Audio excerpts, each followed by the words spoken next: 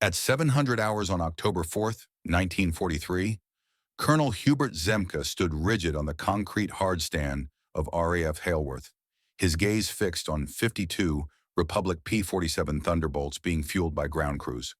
The mission?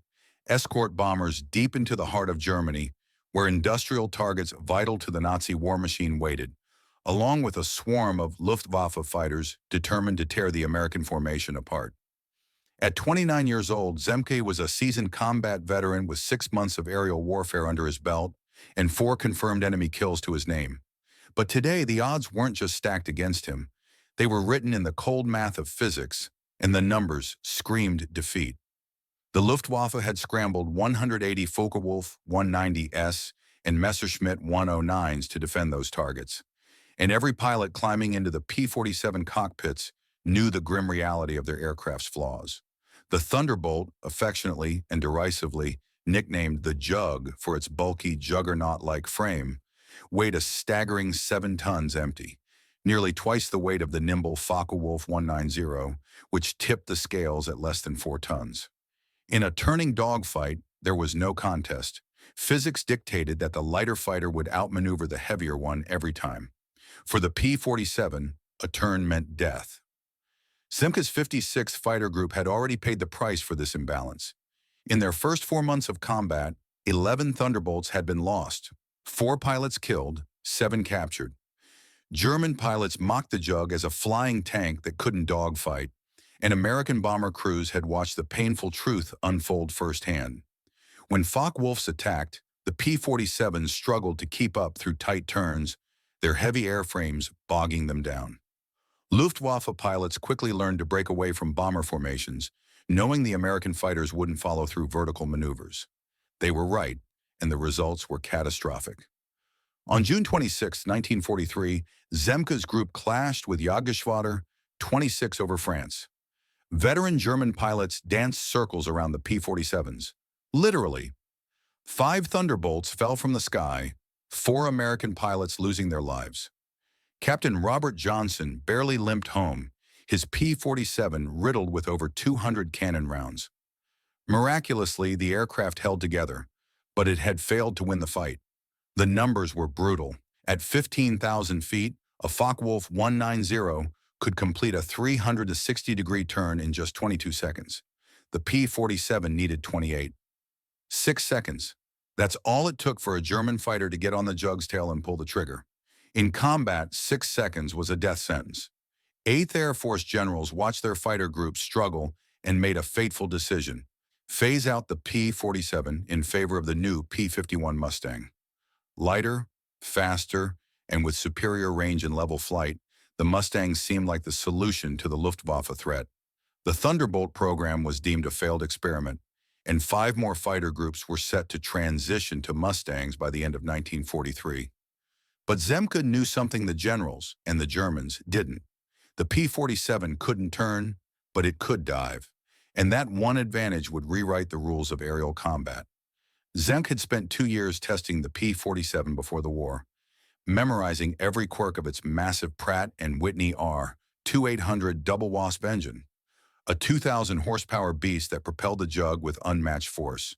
Its thick wings and rugged airframe stayed stable at speeds that would tear a Focke-Wulf apart. In a vertical dive, nothing in the Luftwaffe inventory could catch it. Instead of fighting the war the Germans expected, Zemke resolved to fight it on his own terms, building new tactics around the P-47's unique strengths: height advantage, diving attacks, hit-and-run strikes, and a strict rule: never turn with the enemy. Through the summer of 1943, the 56th Fighter Group drilled these tactics relentlessly. They practiced dive-bombing runs on ground targets, high-speed gunnery passes, and the art of energy management, treating altitude like currency, trading height for speed and speed for position. Every pilot learned to think in 3 dimensions, to avoid slowing down at all costs, and to reject the traditional dogfighting skills they'd been taught. By September, Zemke's pilots were ready, but time was running out. 8th Air Force bomber losses were spiraling. On September 17th, 8 B-17s were lost on missions to French targets, shot down before American escorts could reach them. The strategic bombing campaign was on the brink of collapse. October 4th would be make or break. Zemke's untested tactics would either prove the P-47's worth or condemn it to the scrap heap. The mission brief that morning contained one detail that changed everything. The bomber stream would fly at 22,000 feet. Zemke positioned his Thunderbolts at 30,000 feet. 8,000 feet of potential energy, ready to be converted into blistering diving speed. By noon, the 56th would either save the bombers or watch them burn. At 0930 hours, the American formation crossed the Dutch coast, detected by German radar stations. Luftwaffe controllers scrambled Jagdgeschwader 1 and Jagdgeschwader 26, sending 73 Focke-Wulf 190 climbing toward the bombers. The German pilots expected the usual. American fighters flying in tight formation alongside the B-17S. Easy targets forced to maneuver slowly to stay with the bombers. But the 56th wasn't escorting. The group was hunting, waiting 8,000 feet above. At 0952 hours, Zemke spotted the German formation assembling 15 miles ahead of the bombers at 18,000 feet, climbing into attack position. It was textbook Luftwaffe doctrine: gain altitude, dive through the bomber stream, and use speed to escape before escorts react. Zemke smiled. They'd walked right into his trap. He rolled his P-47 into a 70-degree dive, 51 Thunderbolts following in his wake. 7 tons of aircraft and ammunition accelerated toward terminal velocity, the massive propeller slicing through thin air as the double Wasp engine roared at full military power. Airspeed needles climbed past 300 miles per hour, then 350, then 400. The German fighters never looked up. Their focus was fixed on the bombers below. They didn't see the 52 P-47s screaming down at 450 miles per hour until Zemke's first burst of .50 caliber fire tore through a Focke-Wulf's cockpit. The German pilot never pulled out of his climb. What followed was 90 seconds of chaos. The Thunderbolts tore through the German formation at speeds the Focke-Wulfs couldn't match. Each P-47 carried 8 Browning M2 machine guns, firing 800 rounds per minute. Collectively, the group unleashed 68,000 rounds into the sky every minute. German pilots tried to break away, to turn, to dive, but the physics had flipped. At 400 miles per hour, a Focke-Wulf couldn't pull out of a dive as quickly as the heavier P-47. The Jug's thick wings and rugged structure handled G-forces far better. German pilots blacked out trying to match the American maneuvers, or their aircraft tore apart under the stress. Zemke's wingman, Lieutenant Walter Cook, watched a Focke-Wulf attempt to dive away from his attack. The German pilot pushed his stick forward, sending the fighter into a vertical plunge. But Cook stayed with him. At 500 miles per hour, the Focke-Wulf's right wing folded backward and tore off, the wreckage tumbling toward Dutch farmland below. The Thunderbolts didn't linger to dogfight. Each pilot made one high-speed pass, fired, dove through the formation, then used remaining speed to climb back to 30,000 feet for another attack. Zemke had calculated it perfectly. The P-47's engine could regain 8,000 feet in just 4 minutes. 4 minutes to reset, then dive again. By 10:03, 11 minutes after the first attack, the sky above the bomber stream was empty of German fighters. The surviving Focke-Wulfs fled east toward their airfields, not one managing to reach the B-17S. 0 bombers lost. The 56th reformed at altitude and continued the escort, watching as the bombers hit their targets unmolested. On the return flight, distant Luftwaffe formations appeared, but none dared to engage. When the Thunderbolts landed at Hailworth between 1300 and 1400 hours, ground crews tallied ammunition expenditure, and intelligence officers debriefed pilots. The initial reports seemed impossible. 21 confirmed German fighters destroyed, 8 probably destroyed, 16 damaged, and 0 American aircraft lost, 0 pilots wounded. 8th Air Force Headquarters demanded verification, sending investigators to interview every pilot separately, analyzing gun camera footage, and cross-referencing with radar tracks and radio intercepts. Every claim checked out. October 4th, 1943 was no fluke, but it was just one mission. The Luftwaffe still had hundreds of fighters, and the strategic bombing campaign would drag on for 18 more months. Could Zemke's tactics work consistently? Could other groups learn them? Could the P-47 really win the air war over Europe? 3 weeks later, the 56th would answer with a performance that terrified the Luftwaffe. October 1943 became the 56th Fighter Group's proving ground. 8th Air Force launched maximum effort bomber missions every day the weather permitted, targeting industrial hubs deep in Germany: Bremen, Münster, Wilhelmshaven, Düren. Each mission drew a massive Luftwaffe response, and each time the 56th deployed Zemke's diving tactics with deadly effect. On October 8th, escorting bombers to Bremen, the group intercepted 40 Messerschmitt 109s forming up to attack. High-altitude position, diving attacks. 6 German fighters destroyed, 0 American losses. On October 10th, during a raid on Münster, 60 Focke-Wulfs tried to break through. Zemke's pilots hit them in 3 successive diving passes, claiming 9 confirmed kills and 2 probables. The bombers completed their mission without losing a single aircraft to fighter attack, but October 14th would test the group like never before. 8th Air Force launched the second Schweinfurt raid, sending 291 B-17S to target ball-bearing factories critical to German war production. The Luftwaffe threw everything at defending Schweinfurt, over 300 fighters, every available Jagdgeschwader. This was the decisive battle both sides had feared. Zemke wasn't flying that day. He was at 8th Air Force headquarters receiving the British Distinguished Flying Cross. Command fell to his deputy, Lieutenant Colonel David Schilling, who followed Zemke's tactics to the letter: position high, wait for German formations to commit, dive through at maximum speed.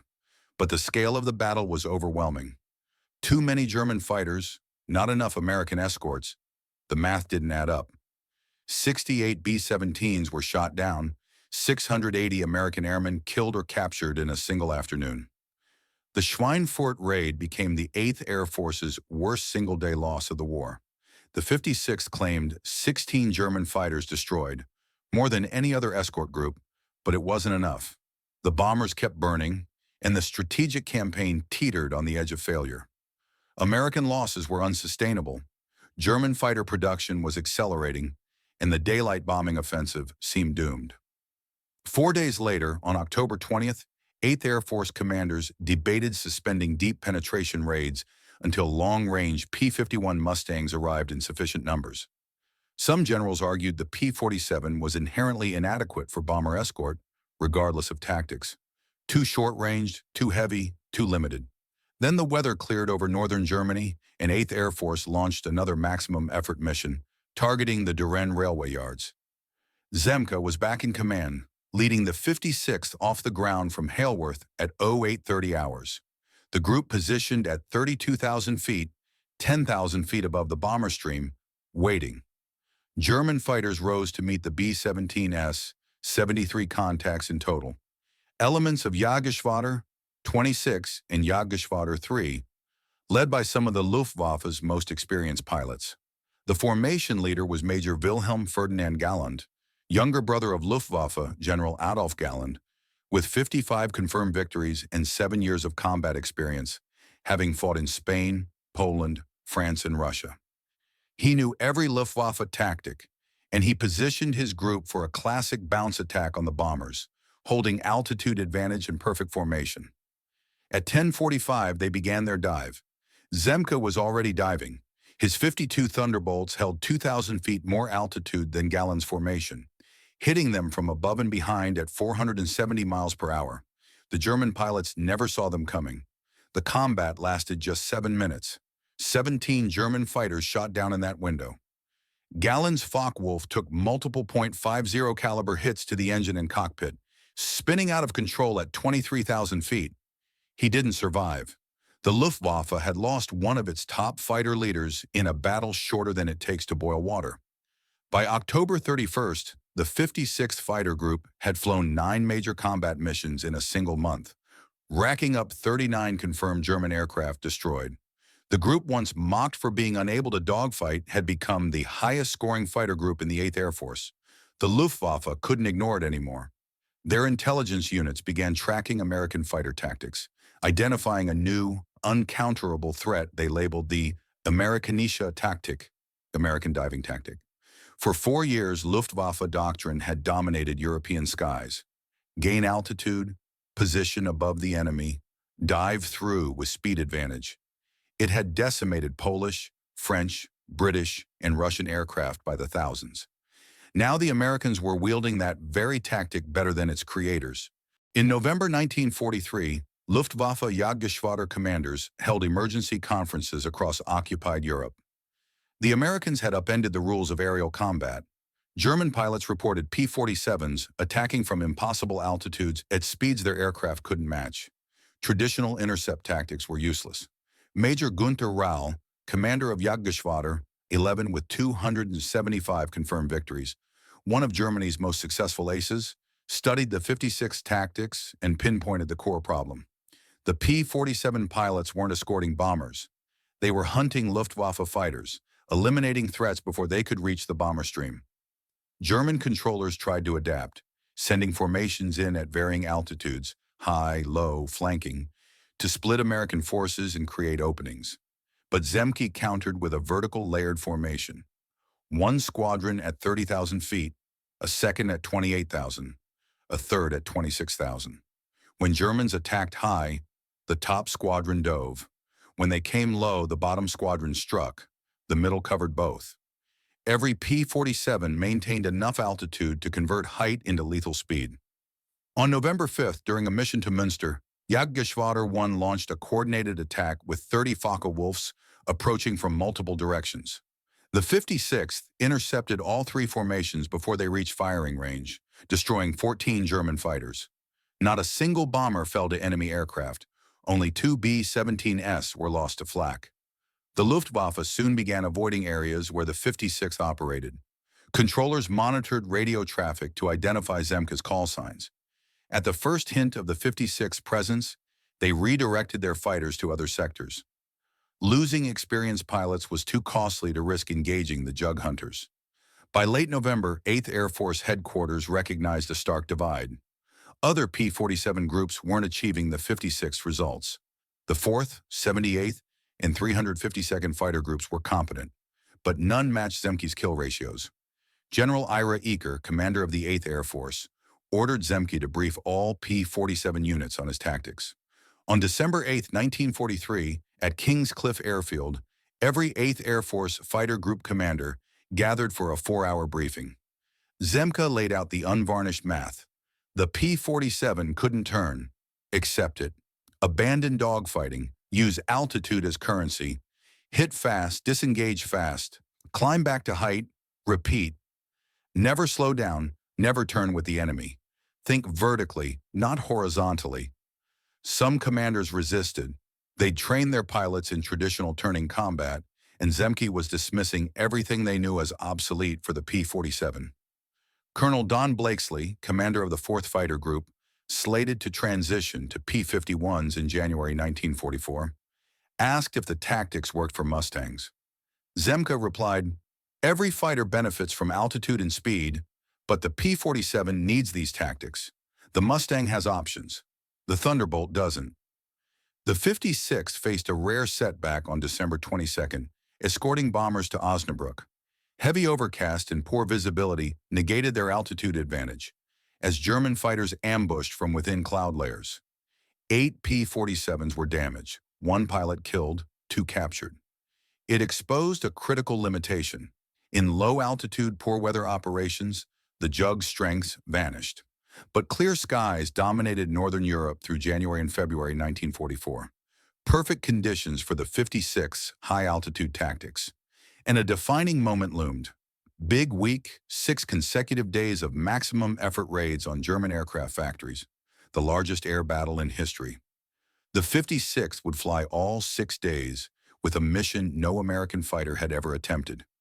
Reaching Berlin, 500 miles into enemy territory, beyond the combat radius of every other escort fighter. But a breakthrough in range extension would make the impossible possible.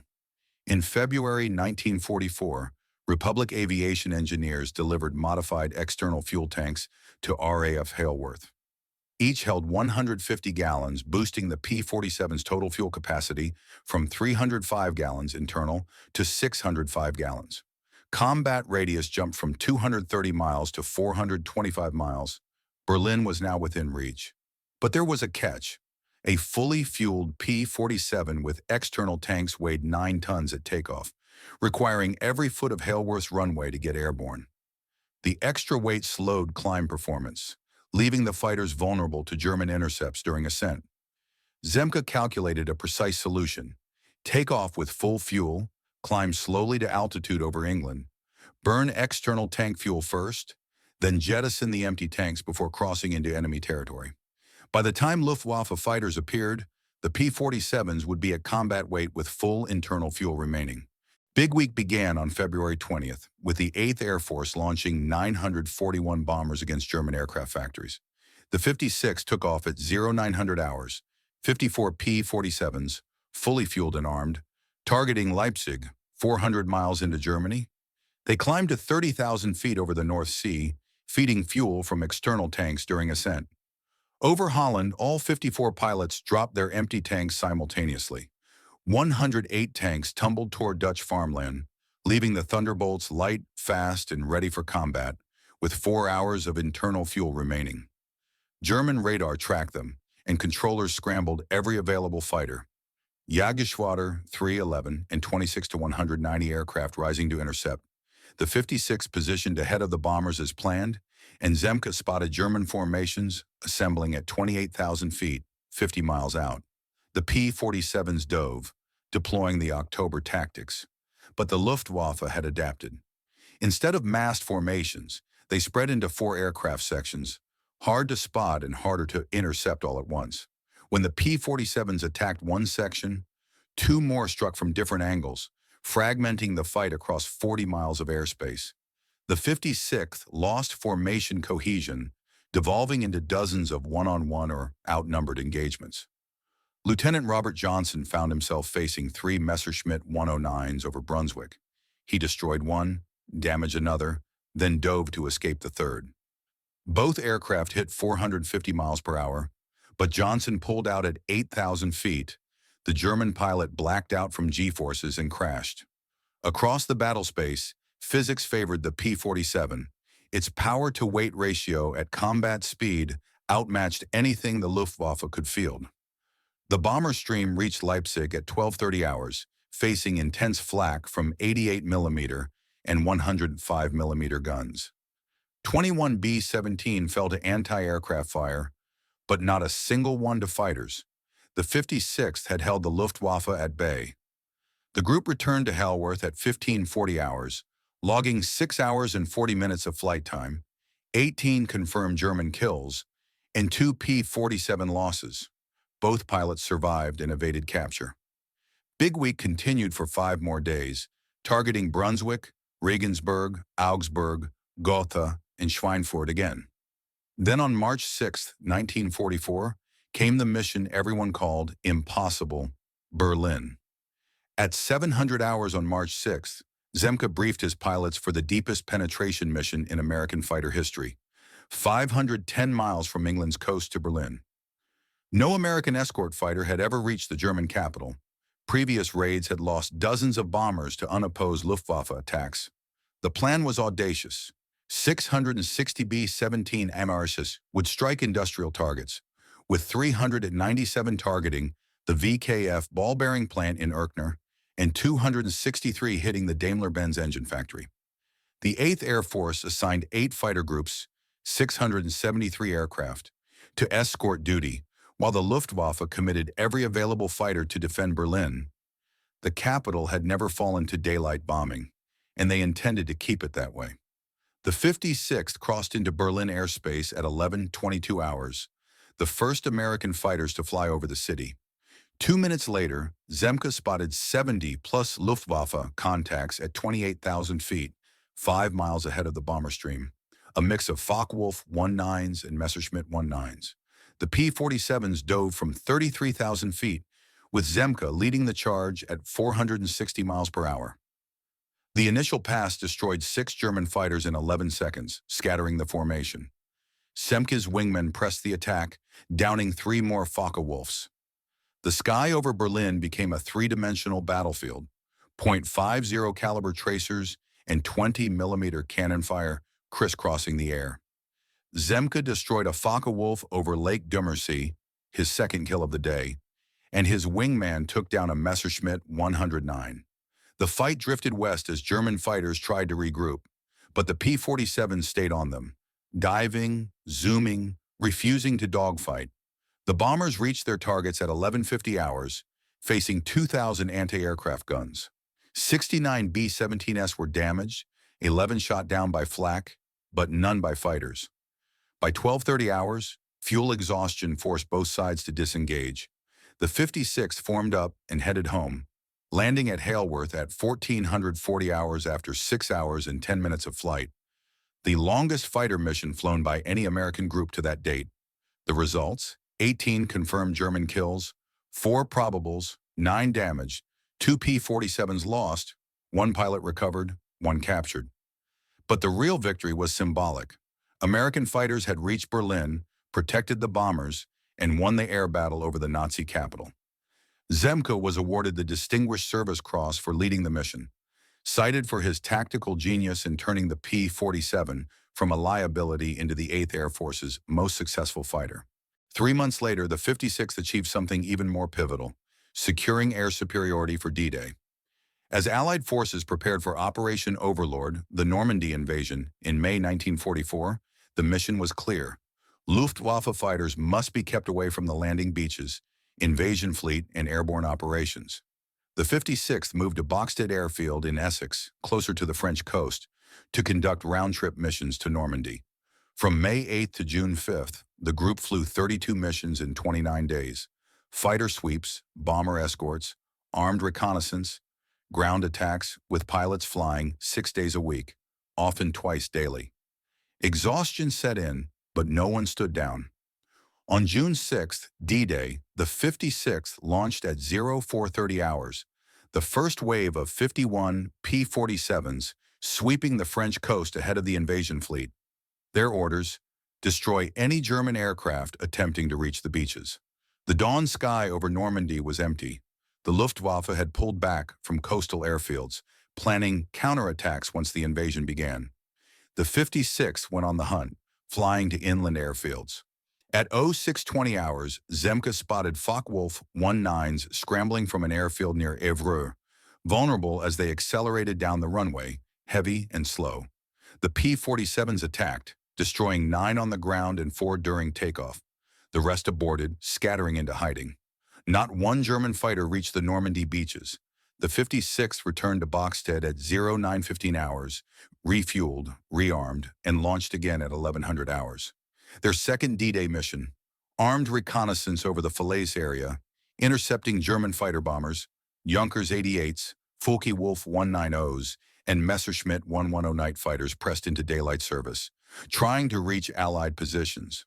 By sunset, the group had flown 97 sorties, claiming 23 German aircraft destroyed, 15 on the ground, 8 in the air, with 0 American losses. The Normandy invasion succeeded in large part because the Luftwaffe couldn't mount a meaningful counterattack thanks to the 56's relentless pressure. The campaign continued through June, July, and August as the Allies broke out from Normandy. The 56 shifted to ground attack, strafing German convoys, destroying fuel depots, and targeting rail yards. The P-47's 8.50 caliber machine guns, loaded with armor-piercing incendiary rounds, proved devastating against ground targets, penetrating truck engines, fuel tanks, and locomotives with ease. Then on August 12, 1944, Zemke received orders to transfer to the 479th Fighter Group, a struggling unit flying P-38 Lightnings and transitioning to P-51 Mustangs. The 8th Air Force needed his expertise to rebuild them. His tenure with the 56th was over. Lieutenant Colonel David Schilling assumed command, having flown with the group since January 1943 and mastered Zemke's tactics. The transition was seamless. The 56th performance never wavered. Under Schilling, the group fought through the Battle of the Bulge, the crossing of the Rhine, and the final push into Germany, flying its last combat mission on April 21, 1945, 18 days before Germany's surrender. When the Air Force Historical Research Agency compiled final statistics, the 56th record was unmatched. 2 years of combat, 447 missions, 19,391 sorties, 64,320 hours of combat flight, and 677.5 confirmed aerial kills, the highest total of any 8th Air Force fighter group, 100 more than the second-place unit. It was the only group in the European theater to fly the same aircraft, the P-47, from its first mission to its last. Zemke continued his success with the 479th, applying his diving tactics to the P-51 Mustang and scoring 2.5 more kills, bringing his total to 17.75 confirmed victories. On October 30th, 1944, he led a mission over Germany in severe turbulence. His P-51's wings separated at 18,000 feet. He bailed out, evaded capture for 3 days, and was taken prisoner on November 2nd. He spent the rest of the war at Stalag Luftwaffe, serving as the senior Allied officer responsible for 9,000 prisoners. The 56th didn't need Zemke to sustain its success. His tactics had become doctrine. Every pilot, new and veteran, understood the physics and discipline required.